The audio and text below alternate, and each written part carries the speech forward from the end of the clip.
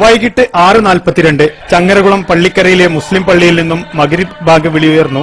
അപ്പോൾ വേളയാട്ട് നരസിംഹമൂർത്തി ക്ഷേത്രാങ്കണത്തിലെ കൽവിളക്കിനരികിൽ ഒരുക്കിയ ഇഫ്താർ പന്തലിൽ അബുട്ടിയും കൃഷ്ണദാസും ഒരുമിച്ചിരുന്ന് ഭക്ഷണം കഴിച്ചു. മതവൈര്യം തലയ്ക്ക് പിടിച്ചവർ പരസ്പരം പോരടിക്കുന്ന വർത്തമാനകാലത്ത് ഈ ഇഫ്താർ സംഗമത്തിൽ നൂറുകണക്കിന് ആളുകൾ പങ്കെടുത്തു. ഇത്തരം ഒരു സമൂഹ നോമ്പുതറ നടത്തി ഐക്യം ഊട്ടിയുറപ്പിക്കുന്ന ഒരു പ്രക്രിയയാണിത്. ഇത് എല്ലാം കൊണ്ടും വളരെയധികം സന്തോഷകരമാണ്. മറ്റുള്ളവർക്ക് ഇതൊരു കാഴ്ചപ്പാടമാണ്. പക്ഷേ ക്ഷേത്ര ഭാരവാഹികൾക്കോ പള്ളിക്കര നിവാസികൾക്കോ ഇതിൽ പുതുമയില്ല. കാരണം കഴിഞ്ഞ 10 വർഷമായി ഈ ക്ഷേത്രത്തിലെ ഉത്സവത്തിലും ആഘോഷത്തിലും പള്ളിക്കരയിലെ ജാതിമതഭേദമന്യേയുള്ള സാന്നിധ്യമുണ്ട്.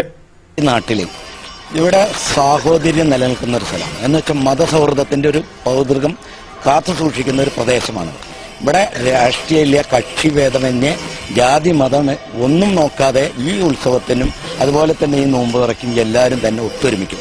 മുസ്ലിമാണ് ഏറ്റവും കൂടുതൽ ഇവിടുത്തെ ഉത്സവത്തിന് ഏറ്റവും കൂടുതൽ മുൻകൈ എടുക്കുന്ന ഒരു പ്രദേശമാണ്.